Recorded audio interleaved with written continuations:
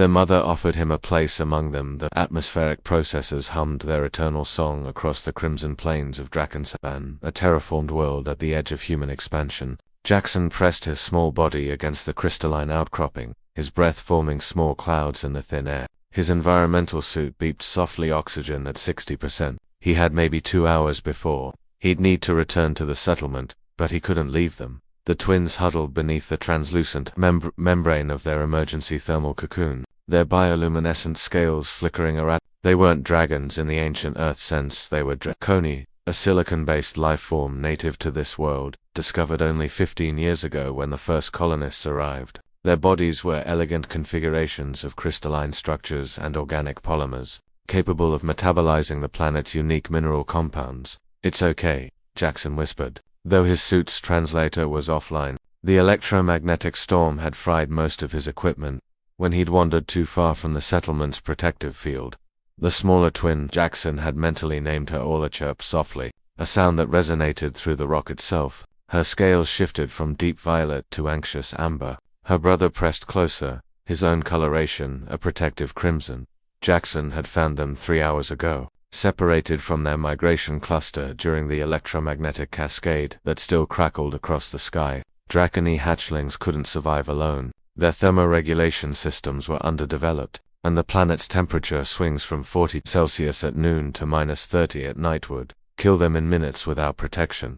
The boy checked his chronometer. Sunset in 47 minutes. He'd given them his emergency thermal unit, the one that was supposed to keep him alive if he got stranded. Now they had a chance. He didn't. A sound made him turn, a low-frequency vibration that he felt in his bones rather than heard. Jackson's heart hammered. Dracony adults were magnificent but territorial. If a hostile cluster found him with these HATCHLINGS ...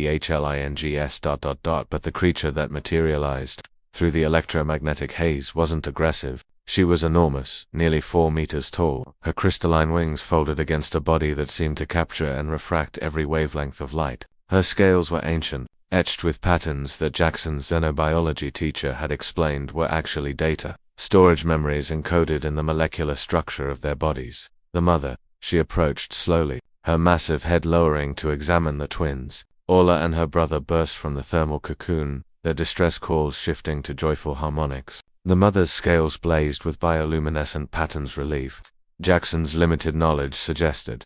Then she turned to him. Jackson froze. First contact protocols raced through his mind. Maintain non-threatening posture. Avoid direct eye contact. Don't. The mother moved with surprising delicacy, her massive head coming level with Jackson's. One crystalline talon, each the size of Jackson's forearm, reached out and gently touched his chest. Where she made contact, his suit's dormant systems suddenly sparked to life. His heads-up display flickered, showing impossible readings. Data transfer, system reboot, oxygen reserves mysteriously replenished. How?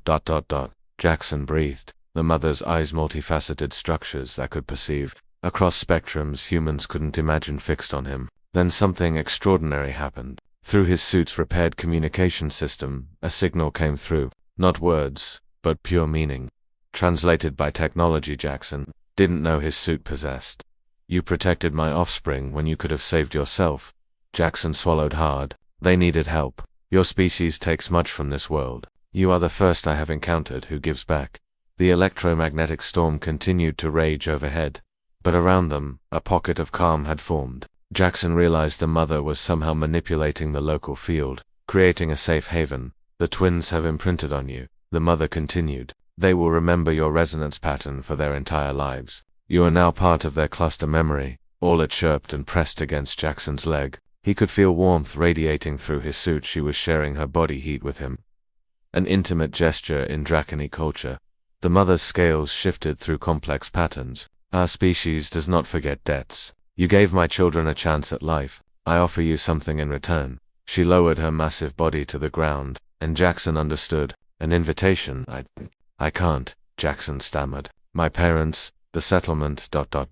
they will be informed. You will return, but first see what you protected. Understand what your kindness has preserved." Jackson looked at the twins, at Orla's trusting eyes that reflected starlight in fractal patterns. He thought about the xenobiology texts, the sterile descriptions of silicon-based life forms and indigenous species. They had never captured this, the intelligence, the emotion, the profound connection he felt to these beings. Slowly, Jackson climbed onto the mother's back, settling between her massive shoulder joints. The twins scrambled up beside him, their small bodies warm and solid. The mother's scales hummed with low-frequency vibrations that Jackson felt rather than heard, a lullaby in geological time.